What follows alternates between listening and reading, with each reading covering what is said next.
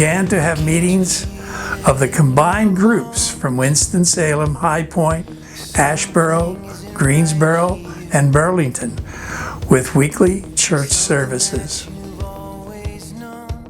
Did a Christmas show, and that's the one when I have Tom and SJ and and Mary and Joseph and all the children, and we had a choir. Somebody's church choir came and sang. It was a big production.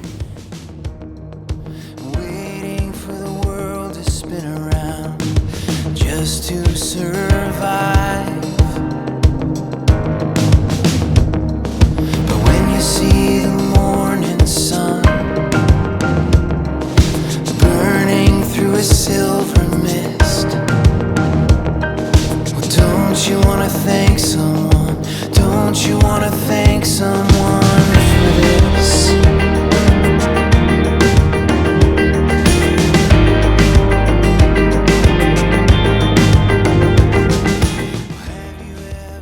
Became Christ Church Winston-Salem at that time, 2008. Yeah, and we were meeting in the basement of that Methodist church. Yeah. And I remember the first couple services down there, the basement smelled funny. The wax that they used to wax the floors smelled, it needed to be cleaned.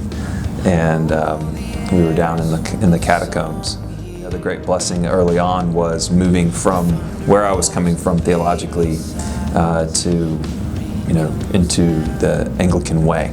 And, the early days at Christ Church really helped for me in that, and finding a place where I could walk with Christ for the rest of my life, and never really feeling like I had found somewhere I could do that. Oh, don't you want to thank someone? Don't you want to thank someone for this? To thank someone for this. Oh, don't you want to thank someone?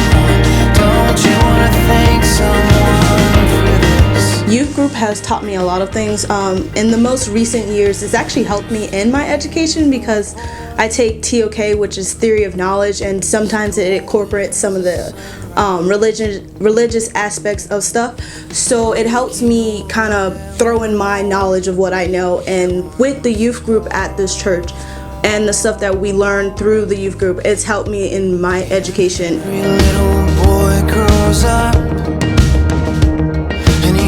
It's gonna be sad though when I go to college because I kind of won't be able to be in youth group anymore, but I can still come back and have those lifelong relationships with those people that I made inside our small little youth group at church. Oh, but then forgiveness comes. It's a grace that I cannot resist. Oh, and I just want to thank someone. I just want to thank someone for this. She just happened to find this Anglican church online, and we visited it. We almost didn't go in because we were afraid of what might be inside that place. It wasn't really a church, but we were welcomed with, just a warm sense of greeting from people the moment we hit the door. When we came back, we really realized that was sort of the glue that would bind Christ Church and Church of the Good Shepherd, and now the Louisville Parish. It just emanates from Christ Church, and it gets into the congregants. So when people are turning over so often, they're taking that with them, and they're, infecting, if you will, their next church or wherever they end up going, church plant, whatever. And so when we were looking to our next move and thinking about where we're going to go in Greenville, we visited a couple of churches there, and there are things that are good and bad about all the churches we visit. But I think what I've learned is that we need to focus not on what's lacking at the church, but what we're bringing to the church from Christ Church.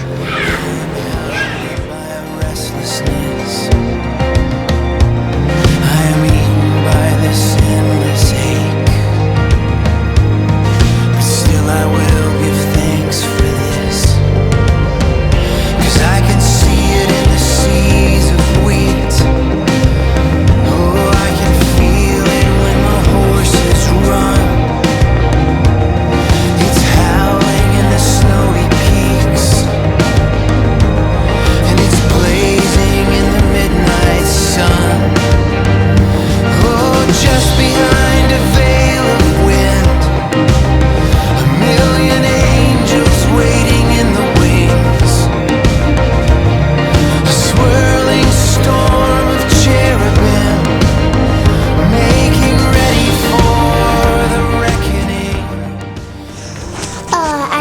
piece. It's pretty cool too, but there is some toys.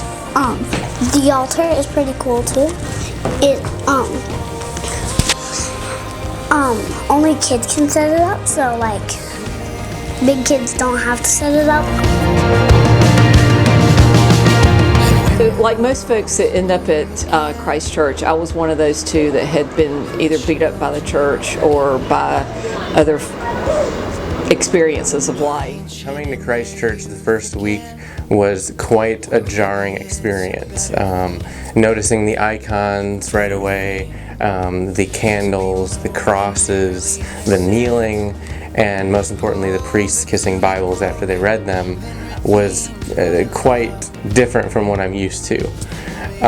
But beyond that, my second impression, much more importantly, was that everything was authentic. It didn't seem contrived at all. The worship was very traditional but very thoughtful. And so despite me not being used to everything there, it was very intriguing and it made me want to come back again. The kingdom come, don't you want to thank someone for this? The first time that we sang "O Love That Will Not Let Me Go," I was like, that was it. That was what captured me, and it has shown up in so many different ways between the leadership, the people, flawed in all of our ways, but strong leaders, strong shepherds, and strong people who are committed to just living out what Christ has for them. I moved to North Carolina just about 2.5 years ago, and unfortunately a couple of weeks after I lived here, my husband passed away unexpectedly. We didn't have a house, we didn't have our furniture, we didn't have anything, and I had just been to Christ Church a couple of times. I called Father Keith. Father Keith gave him a memorial service, and Father Jesus was there, Deacon Jim was there, and a nice group of people, and it meant so much to me. And from then on, Christ Church has just wrapped their arms around me and never let go. It's like I was always after that had a family.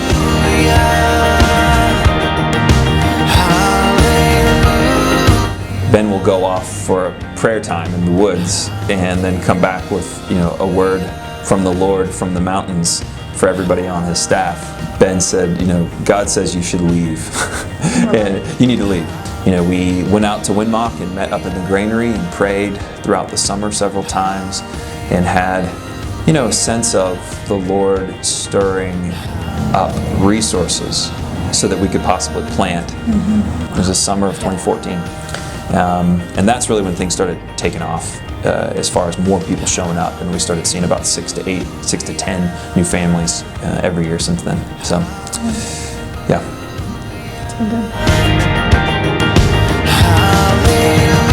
We didn't really go seeking a church plant. A church plant kind of found us. We began a life group out here in Louisville and on the far western side of Forsyth County, and began to grow. And several of us began to sense maybe God was wanting to do a little bit more than life group here.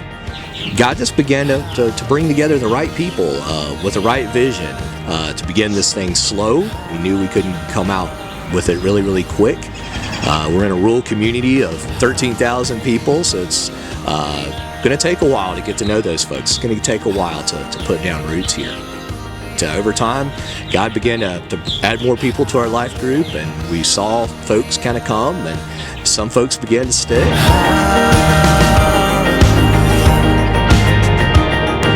We started meeting with the folks from Winston-Salem in late 2007, and I think the one thing I would say about Christ Church for us, if I had to give one descriptor, it would be life-giving. It's been life-giving for my family and for I. When we were coming here in 2007, I really prayed over a map of Winston-Salem, and I have to say my heart was drawn over and over again, and I think I've seen this confirmed, to downtown Winston-Salem and the surrounding neighborhoods for that area. We want to be a faithful, Anglican, biblical, liturgical, spirit-filled presence in this part of the city, and I think that's kind of unique.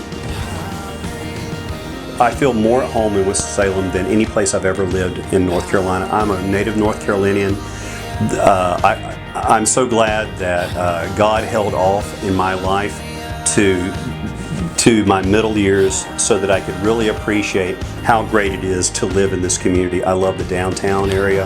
I love the arts community. I love the fact that this town supports, I think, 5 breweries right now. I'm a home brewer. That makes me happy deep in my soul. I think it's a good thing.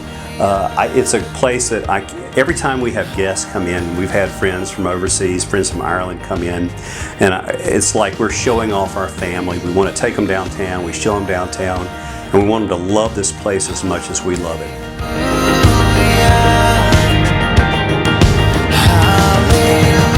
So what I see next for Christ Church, first of all, is I can never see Christ Church remaining Christ Church without retaining that central sense of joy and community and love and welcome. That's just who we are. It's built into, and I hate to use the trite expression, but it really is our DNA at Christ Church.